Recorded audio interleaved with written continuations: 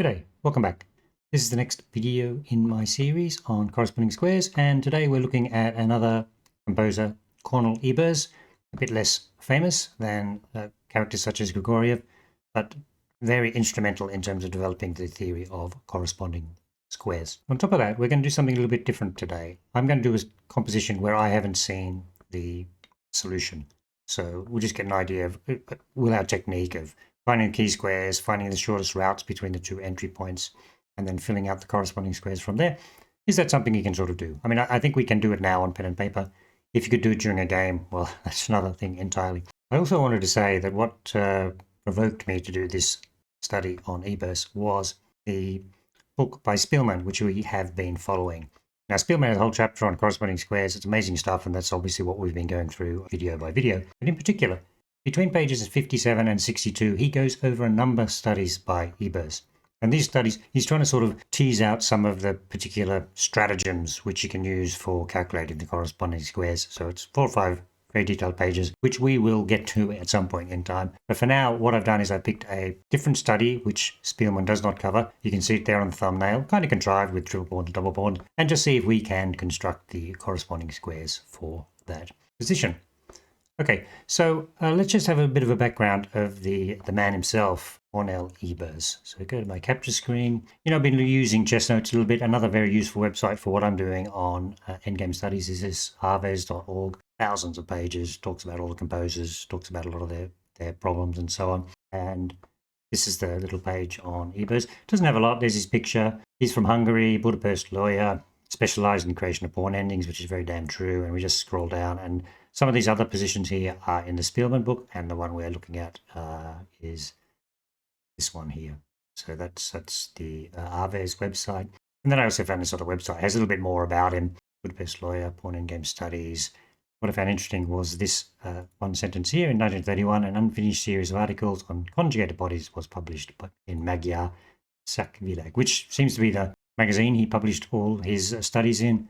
He's obviously done something specifically about corresponding squares, which I think is obviously very important in terms of the context, the way we're trying to increase our understanding of them. The other thing we can quickly look at before we go to the study itself is I've been maintaining this very sad looking Excel chart. I have added Ebersz, 1890. So you can see he's really he's a part of the mix. Bianchetti, Reti, Ebersz, well, Chiron there now, Grigoriev, Bar, all these guys, they're all looking at the pawn endgames and corresponding squares and advancing the knowledge of the topic.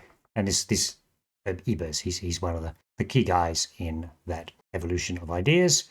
So let's quickly now switch on to the study itself. Just give me a second and I'll resize the chess screen. Gene by now, and what we do is we find the key squares, the squares where either side to move.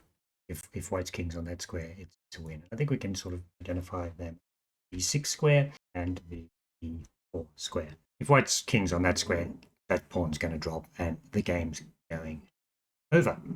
Now, because this is a position with 2 entry points, there's actually a 3rd entry point on the far king side, but that actually doesn't sort of get involved in the equation. And basically, we plot the squares between these 2 entry points to see if it's sort of matched route. So let's do that really quickly. Actually, I'm going to add one more key square. The key square is the A6 square as well. If you remember the theory of blocked pawn positions, that if you're on the squares, 3 sides either side of the pawn, you'll be able to capture the pawn. And if you capture them on this position, well, obviously it's going to be an easy draw. So now let's do the traversal time from these two entry points. 1, 2, 3, 4, 5, 6 on the white perspective, and then start with the black perspective. 1, 2, 3, 4, 5, 6. So they are indeed matched routes. So this is one of those positions where white is on the right square, it'll be a win, and if black is on the right square, it'll be a draw. That's what we've seen in previous studies. And now what we need to do is to expand back, map out the corresponding squares, expand back, and see if there's any way that white can trip black up and force a win. So let's start marking out the corresponding squares. Okay, so we'll mark it as 1, 2, 3, 4, 5. I won't bother putting 6 on the key square itself. And then that obviously matches for black. This is 2 as well. 3, 4, 5. Right, so that's the basic corresponding squares. Let me just move the kings out of the way so that we can see this a bit more clearly. Well, I hope you're still with me. I'm doing this in a very methodical and slow way. Now, let's have a look. Often what we're looking at is corner squares, like this one here, where player can threaten to go to 2 corresponding squares. So B2 can go to B3 and C2. So let's call that number 6, I guess. And then the matching square on the black side is going to be that.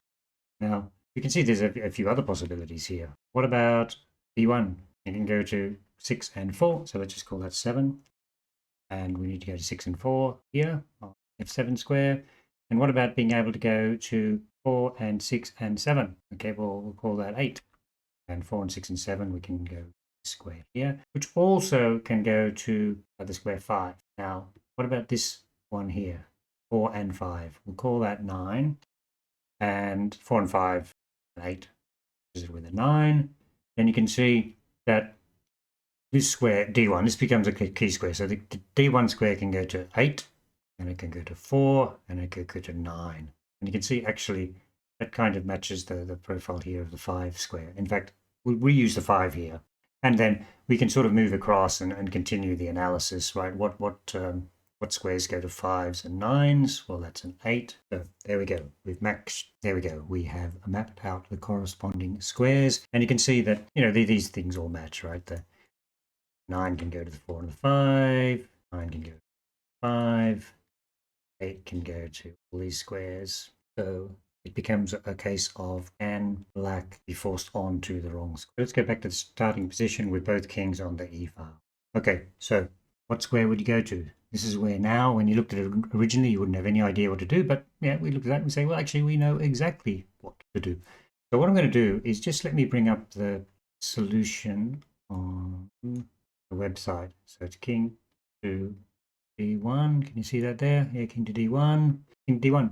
Go on to, there's 2 ways of looking at it. We go onto the square that black is on and that messes up. Or we go onto the square, black doesn't have the choices he will move on to, which is kind of the same way of looking at it. But let's just go onto the square, right? So now black has to make a choice.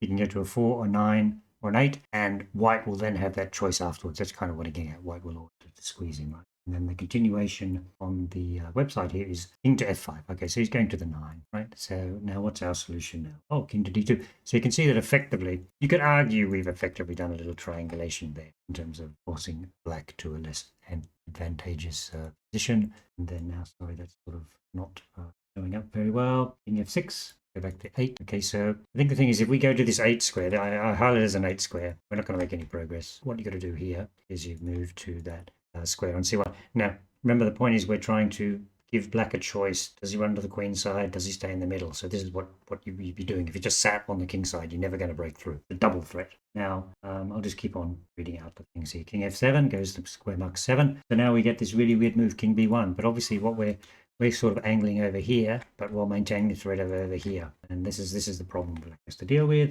Next move, black goes back to F6. We've tried different things. And then now we start making the side. Now it's not just, we didn't just go to the 6 square, because then black could go to the 6 square. But now the problem is if black does go to the 6 square, then we'll hop on his 6 square, and then we'll end up with the choice, right? So we'll just continue the line. The line given here is into E6. There are other possibilities. So now black's going to end up with a difficult choice.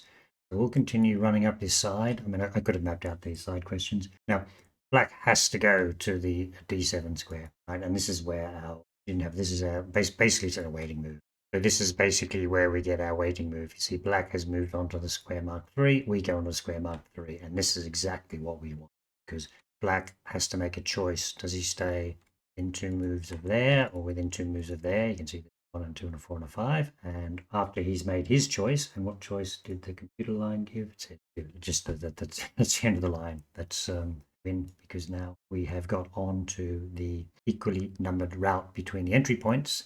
Black to move rather than to move. We forced him to go there by threatening to go down the queen side. Now he's on the route, the shortest route, and we hop on the shortest route, the same square.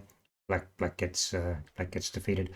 What's worth, we can actually have a quick look at an earlier line, which is another alternative, right? In this position here, maybe he could have gone straight to the 6 square. So let's have a quick look at that. Okay, so if you go to square mark 6, and of course we go to the square mark 6, and then now black is in exactly the same problem. He has to go to the 3 or the 4 square, and we're going to hop on his 3 to 4 square, basically going there. Once again, his position will be penetrated by the king on the side he did not go to, which is the... Apologies, just future me insert here, because as I realized a bit of a whoops as I went along, I didn't map out all the squares I had to. Live and learn. Now what I've done here is I've mapped out those 2 extra squares on the A file for white. A2 is basically 4, and we'll call A3 this magic number 0. And then actually for black, you have the same squares on E8 and D8. That's why if black isn't moving this position, it's actually drawn. However, so, and you can see what happens there, that white moves on to D1, the 5 square, and then black was on the 5 square, moves across to the 9 square, for instance, and you can see that the black then goes to F5, F6, F7, E8 and D8. That's a potential course. There are potential courses. And when he gets to D8, then he has to finally make the choice of going on to a 2 or a 3 or a 6, which then leads to a 3 or 4. And once he makes that choice, white's on the same thing, gone all the way over to A3 square, and then white will go on to the corresponding square and win the game, right? So that's what has to be done here. There's this sort of forcing black onto the shortest route. So I'm sorry I missed putting those 0 and 4 squares in, because that made it a little bit clearer. And back to the video. Okay, so there we go. I think we've solved this one by ourselves. I hope you found that interesting. And then we'll be looking at quite a few more studies by Ebersz and so on as we move forwards on this study. Thank you very much for watching.